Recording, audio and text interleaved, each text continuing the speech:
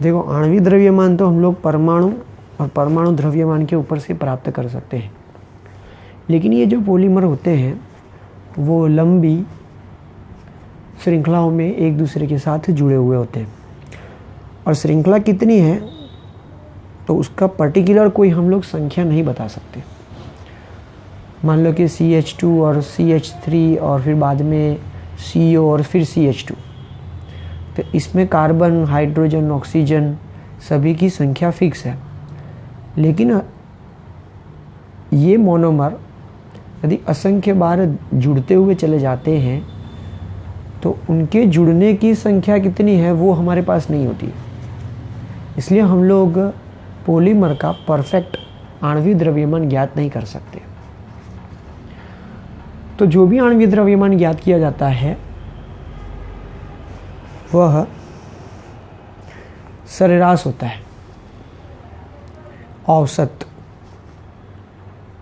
ठीक है, तो उसकी औसत, तो यहाँ पर जो पॉलीमर का आणविक द्रव्यमान ज्ञात किया जाएगा वो औसत आणविक द्रव्यमान होगा, और सभी पॉलीमरों का औसत आणविक द्रव्यमान ज्ञात करने की जो मेथड्स हैं वो डिफरेंट हैं। ठीक है,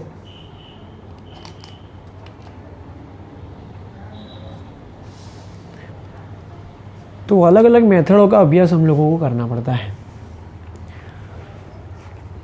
लेकिन उस मेथडों का हम लोगों को अभी अभ्यास नहीं करना है। तो उसके लिए फिजिकल, केमिकल बहुत सारी मेथड्स हैं, उन मेथड्स को हम लोगों को अभी नहीं पढ़ना है।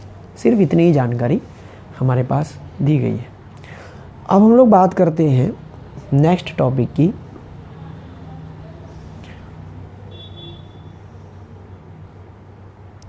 जैव विघटनीय पॉलीमर।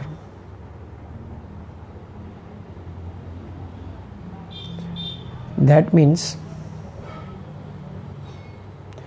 बायोडिग्रेडेबल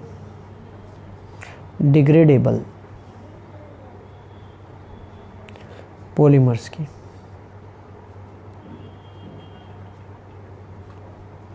चलो, अभी तक हम लोगों ने जो पॉलीमरों का अभ्यास किया वो सारे के सारे जैव अविघटनीय थे, अर्थात वो प्रकृति में चलने वाली जितने भी चक्र हैं जिनका विघटन होकर हम लोग पूर्ण रूप से इस्तेमाल कर सकते हैं उनमें वो हिस्सा नहीं लेते हैं।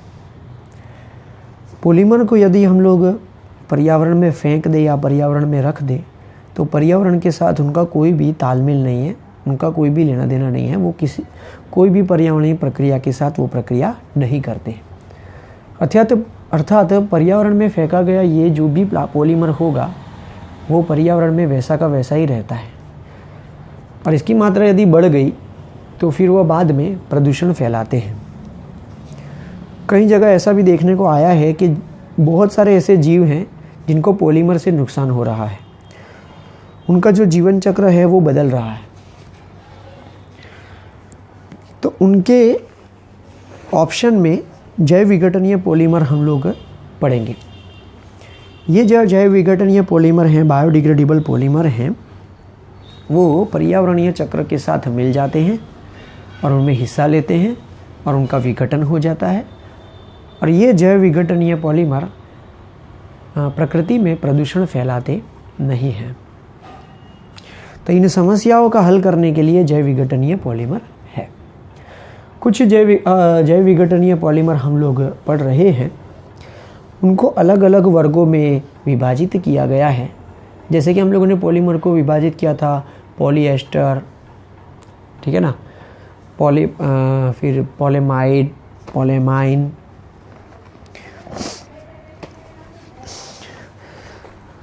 तो इस तरह से यहाँ पर भी जो है वो एक वर्ग बनाए गए हैं।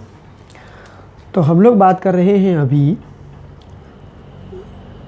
एलिफेटिक पॉलीएस्टर, ठीक है। तो एलिफेटिक पॉलीएस्टर का उदाहरण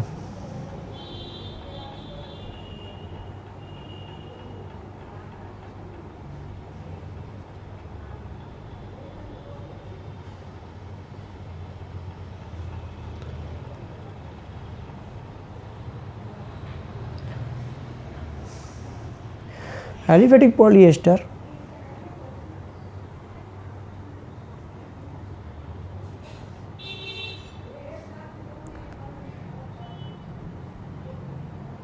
जैव विघटनीय पॉलीमर वर्ग का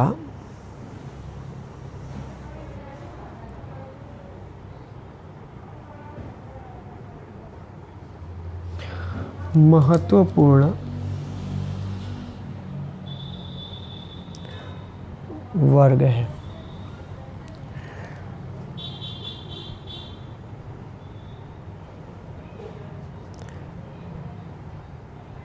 उसके उदाहरण निम्न है। फर्स्ट, अब हम लोग बायोडिग्रेडेबल पॉलीमर चालू कर रहे हैं। पहला है PHBV, उसका नाम है पॉली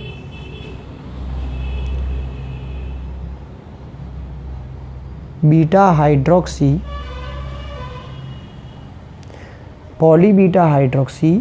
ब्यूटीरेट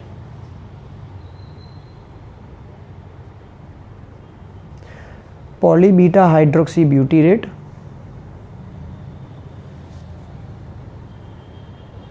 वो 17-18 बंद कर दो वीवो माइक बेटा।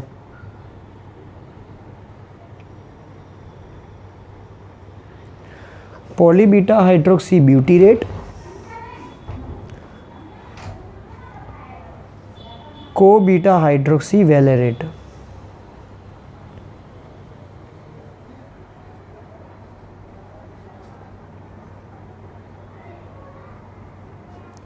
ठीक है, तो मेरे साथ बोलो, पॉलीबीटा हाइड्रोक्सी ब्यूटीरेट को बीटा हाइड्रोक्सी वैलेरेट। आप लोग मन में बोलो, माइक ऑन करके नहीं, माइक ऑन करके मत बोलो, ठीक है ना, मन में बोलो। पॉलीबीटा हाइड्रोक्सी ब्यूटीरेट को बीटा हाइड्रोक्सी वैलेरेट। पॉलीबीटा हाइड्रोक्सी ब्यूटीरेट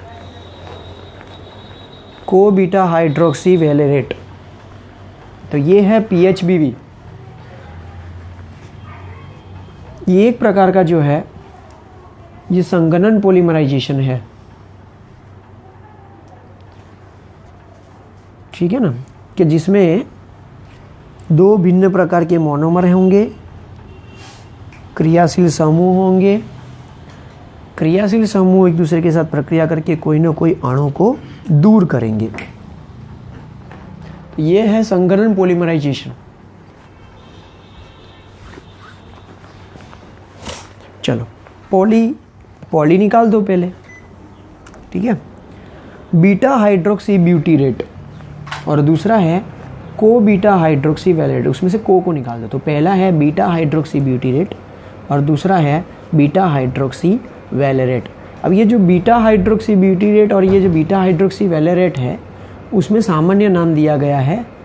एक तो बीटा, हम लोगों को पता है जो क्रियाशील समूह जिस कार्बन पर जुड़ा हुआ होता है वो अल्फा कार्बन होता है, और उसका जो पड़ोसी कार्बन जो कार्बन पर जुड़ा हुआ होता है वो बीटा कार्बन होता है। मैंने आप लोगों को 11th में सिखाया है।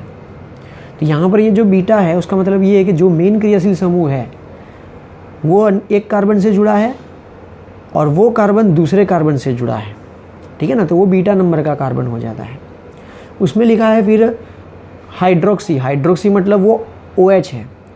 ब्यूटीरेट, तो ब्यूटीरेट का मतलब ये हुआ कि वहाँ पर एस्टर है, ठीक है, क्योंकि एस्टर के लिए ही हम लोग एट लगाते हैं। तो नाम कैसे हो रहा है वो मैं आप लोगों को बता रहा हूँ। तो बीटा हाइड्रोक्सी ब्यूटीरेट, हम लोग पहले क्या करेंगे, बीटा हाइड्रोक्सी ब्यूटीरेट का मोनोमर और बीटा हाइड्रोक्सी वैलेरेट का मोनोमर बनाएंगे। देखो ब्यूटीर, मैंने आपको नाम बताया था, ब्यूटीर 4 होता है और वैलेर 5 होता है। एट ये तो एस्टर हो गया, ठीक है। चलो अब हम लोग बात करते हैं ब्यूटीरेट की। तो इसके दो monomer, beta hydroxy butyrate, beta hydroxy valerate. Monomer को दोनों को अलग अलग कैसे करेंगे। पहले है ब्यूटर, ब्यूटर मतलब 4 कार्बन, 1 2 3 4 बीटा हाइड्रोक्सी। अब ये जब एस्टर आया तो एस्टर समझ लो कि एस्टर जो है वो OH और H से आता है, COOH और H के साथ प्रक्रिया करने से आता है, कि जिसमें OH जाता है और H जाता है, पानी का अणु H2O दूर होता है, अर्थात बचता है COO। तो क्रियाशील समूह चाहिए हम लोगों को दोनों, एक कार्बोक्सिलिक एसिड और एक अल्कोहल। उसका मतलब ये हुआ कि एक कार्बोक्सिलिक एसिड मुख्य है। कार्बोक्सिलिक एसिड हम लोगों को पता है कि भाई श्रृंखला में सबसे ज़्यादा जो है क्रियाशीलता कार्बोक्सिलिक एसिड की है, तो ये मुख्य हो गया। ये कार्बन जिस कार्बन से जुड़ा है वो अल्फा कार्बन हो गया, ये कार्बन जिस कार्बन से जुड़ा है वो बीटा कार्बन हो गया, और बीटा कार्बन पर तो हाइड्रोक्सी जुड़ा हुआ है, इसलिए ये हो जाएगा OH। अब सारी संयोजकता जो है कार्बन की हाइड्रोजन से पूर्ण कर दी जाए, तब इसका IUPAC नाम क्या होगा? इसका IUPAC नाम होगा, देखो OH अल्कोहल होता है, COOH वो ओइक एसिड होता है, दोनों के लिए जो है वो प्रत्यय लगता है, लेकिन हम लोग क्या करते हैं, किसी एक को ही प्रत्यय रखना पड़ेगा। तो कौन सा मुख्य है? तो भाई COOH मुख्य है, तो वो मुख्य हो जाएगा। ठीक है, तो ये सेकेंडरी हो गया। जब ये सेकेंडरी हो जाता है तो इसके लिए हम लोग हाइड्रोक्सी लिखते हैं। जब ये मुख्य हो गया तो इसको 1 नंबर देंगे, इसको 2 नंबर देंगे, इसको जो है वो हम लोग 3 नंबर देते हैं। वैसे इसका कार्बन हम लोगों को गिनना पड़ेगा क्योंकि कार्बोक्सिलिक एसिड है, इसलिए ये 1 2 3 और ये 4 हो जाएगा। हम लोग COOH के कार्बन को गिनती में कब नहीं लेते? जब वो 2 से अधिक बार हो तब नहीं लेते, लेकिन 1 और 2 हो तो हम लोग गिनते हैं। ऐसा हम लोग नियम में पढ़ चुके हैं 11th में। तो थर्ड पर हाइड्रोक्सी आ रहा है, इसलिए इसका नाम होगा 3 हाइड्रोक्सी। 4 कार्बन होने की वजह से ब्यूटेन, और ये ओइक एसिड होने की वजह से ब्यूटेनोइक एसिड। बोलो समझ में आया? तो पहला मोनोमर हम लोगों को मिला 3 हाइड्रोक्सी ब्यूटेनोइक एसिड। चलो इसी तरह से हम लोग इसको भी बनाएंगे, वेलर अर्थात 5 कार्बन। ठीक है, वेलर अर्थात 5 कार्बन। तो 1 2 3 4 और ये 5। पहला हम लोगों को COOH ही रखना पड़ेगा फर्स्ट, फिर बाजू वाला अल्फ़ा, उसके बाजू वाला बीटा, और बीटा पर क्या है? हाइड्रोक्सी। ठीक है, बाकी की संयोजकता हाइड्रोजन से पूर्ण कर दो। ठीक है, इसका नाम क्या होगा? तो 3 हाइड्रोक्सी पेंटेनोइक एसिड।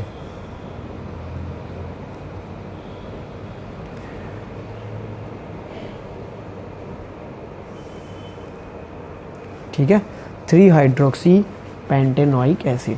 तो PHBV poly beta hydroxy butyrate को बीटा हाइड्रोक्सी वेलेरेट। ओके, उनके 2 monomer 3 hydroxy butanoic acid, 3 hydroxy pentanoic acid. Butyrate और वेलेरेट ये उनके सामान्य नाम है, क्योंकि आगे बीटा लिखा है। अगर अल्फ़ा बीटा गामा हो तो वो सामान्य नाम होते हैं, 1 2 3 4 हो तो वो IUPAC नाम होते हैं। ठीक है, तो यहाँ पर हम लोगों ने इनके मोनोमर के IUPAC नाम लिखे। मोनोमर है ये एन टाइम्स है, इसलिए दोनों एन टाइम्स हो जाएंगे। ठीक है, आगे प्रक्रिया हो रही है। आगे प्रक्रिया जो होगी वो संघनन पॉलीमराइजेशन होगी। कैसे? प्रक्रिया ऐसे होती है कि COOH में से OH जाता है। ठीक है, तो COOH में से हमेशा COOH में से OH जाएगा और OH में से H जाएगा। तो जहाँ जहाँ COOH है वहाँ से हम लोग OH दूर करेंगे, और जहाँ जहाँ OH है वहाँ से हम लोग हाइड्रोजन को दूर करेंगे। और फिर प्रक्रिया कैसे लिखी जाएगी? समझो एक बात को कि भाई OH हम लोग यहाँ से दूर करेंगे तो यहाँ श्रृंखला ओपन होगी, और OH में से हाइड्रोजन को दूर करेंगे तो यहाँ पर श्रृंखला ओपन होगी। अर्थात ये वाला जो पोर्शन है CH3 उसको शाखा में ले जाना पड़ेगा। यहाँ पर भी ऐसा ही होगा, OH अगर दूर करेंगे तो यहाँ श्रृंखला ओपन होगी। चलो ये तो कोष्टक बन जाएगा, लेकिन यहाँ पर अगर हाइड्रोजन दूर होगा तो यहाँ पर श्रृंखला ओपन होगी। तो हम लोगों को ये पूरा लीनियर रूप से बताना पड़ेगा। तो ये दोनों कहाँ जाएंगे? तो ये दोनों जो है वो शाखा में जाएंगे। यहाँ पर CH3 शाखा में जाएगा और यहाँ पर CH2 CH3 शाखा में जाएगा। शुरुआत करेंगे हम लोग यहाँ से। यहाँ से हाइड्रोजन गया है तो कौन बचा? ऑक्सीजन। उसके बाद कौन? CH, और इस CH पर CH3 है तो शाखा में चला गया। फिर आगे चलेंगे CH2, फिर आगे बढ़ेंगे C, इसमें से हम लोगों को OH दूर करना है इसलिए इसमें से रहेगा सिर्फ CO। अब आगे बढ़ेंगे ये वाला पोर्शन, इसमें से हाइड्रोजन जाएगा तो ये O बचेगा तो हम लोगों को O जोड़ देना है। अब ये आगे चलेगा CH, आगे बढ़ेंगे CH2, COOH नहीं, OH निकल गया है तो O, लेकिन ये CH पर CH2 CH3 है तो ये दोनों कहाँ जाएंगे? शाखा में। ठीक है, अब सभी को जो है हम लोग सिंगल बॉन्ड से जोड़ सकते हैं। ये हो गया आप लोगों को। अब आप लोग कीटोन को C डबल बॉन्ड O करके बता सकते हो, यहाँ पर भी C डबल बॉन्ड O करके बता सकते हो, कोई प्रॉब्लम नहीं। ये हो गया आप लोगों का PHBV, poly beta hydroxy butyrate को बीटा हाइड्रोक्सी वैलेरेट। ठीक है, इसका नाम याद हो जाना चाहिए। अगर एग्जाम में आए PHBV तो फटाफट लिख देने का। ठीक है, चलो अब इसके कुछ गुणधर्म हैं और इनके उपयोग क्या क्या हैं। आप लोगों ने देखा होगा, आप लोग जो दवाई खाते हैं कैप्सूल प्लास्टिक होता है, ठीक है ना, तो आप लोग प्लास्टिक से बनी हुई दवाई खाते हो, लेकिन वो प्लास्टिक कैसा है? ये ठीक है PHBV, वो तुरंत पानी के साथ प्रक्रिया करके जो है वो पिघल जाता है और वो कोई प्रदूषण फैलाता नहीं है। तो PHBV कहाँ इस्तेमाल होता है? चलो, तो PHBV जो है वह खास करके पैकेजिंग मतलब कि कोई चीज़ को अंदर भरने के लिए। फिर एक होता है ऑर्थोपेडिक साधन।